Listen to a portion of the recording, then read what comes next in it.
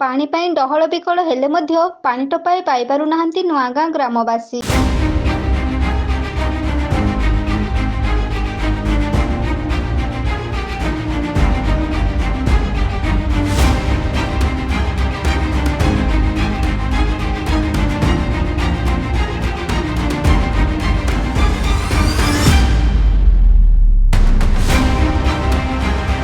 କେନ୍ଦୁଝର ଜିଲ୍ଲା ପାଟଣା ବ୍ଲକ ଅନ୍ତର୍ଗତ କ୍ଷୀରେଇଟାଙ୍ଗିରି ଗ୍ରାମ ପଞ୍ଚାୟତର ନୂଆଗାଁ ଗ୍ରାମରେ ପାଣି ପାଇଁ ଡହଳ ବିକଳର ଚିତ୍ର ଏବେ ବି ବଳବତ୍ତର ରହିଛି।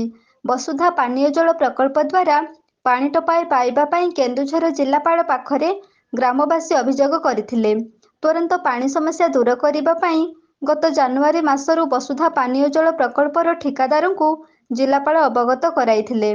ଆଉ ଜାନୁଆରୀ ମାସରୁ ହିଁ ଗ୍ରାମକୁ ପାନୀୟ ଜଳ ଯୋଗାଇ ଦେବା ପାଇଁ ଠିକାଦାର କାର୍ଯ୍ୟ ଆରମ୍ଭ କରିଛନ୍ତି।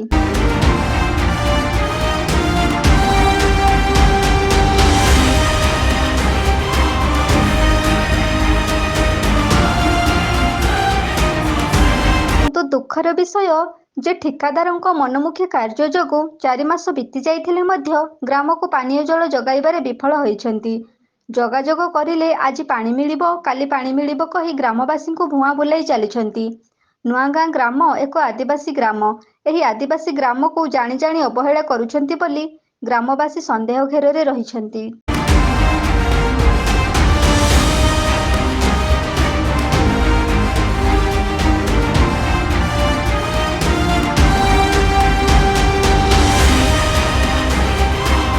ଜିଲ୍ଲାପାଳଙ୍କ ନିର୍ଦ୍ଦେଶ ପାଇବା ପରେ ବି ଠିକାଦାର ଏମିତି ଚିରନିଦ୍ରାରେ ଶୋଇ ରହିବା ଏକ ଲଜ୍ଜାଜନକ ବିଷୟ ବୋଲି ଚର୍ଚ୍ଚା ହେଉଥିବା ବେଳେ ପାଣି ଟୋପାଏ ପାଇଁ ନୂଆଗାଁ ଗ୍ରାମବାସୀ ଡହଳ ବିକଳ ହେଉଥିବା ଦୃଶ୍ୟ ଏକ ଅଭିଶାପ ପରି ମନେ ହେଉଛି।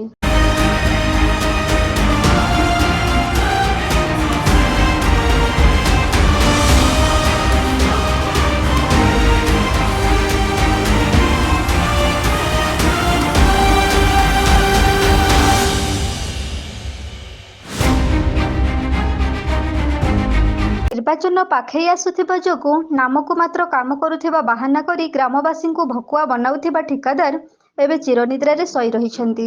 ଠିକାଦାରଙ୍କ ଏମିତି ମନଇଚ୍ଛା କାର୍ଯ୍ୟ ଆଗାମୀ ନିର୍ବାଚନ ପାଇଁ ଗ୍ରାମବାସୀଙ୍କ ଦ୍ୱାରା କିଛି ବିପ୍ଳବ ସୃଷ୍ଟି କରିପାରେ ବୋଲି ଅନୁମାନ କରାଯାଉଛି। ତେଣୁ ଠିକାଦାରଙ୍କ ମନଇଚ୍ଛା କାର୍ଯ୍ୟରେ ରୋକ ଲଗାଇ ଯଥାଶୀଘ୍ର ଗ୍ରାମରେ ପାନୀୟ ଜଳ ସଂଯୋଗ କରିବା ପାଇଁ ଠିକାଦାରଙ୍କ ପ୍ରତି ଦୃଢ଼ ପଦକ୍ଷେପ ନେବା ପାଇଁ ପ୍ରଶାସନ ପାଖରେ ଗ୍ରାମବାସୀ ଅନୁରୋଧ କରୁଛନ୍ତି।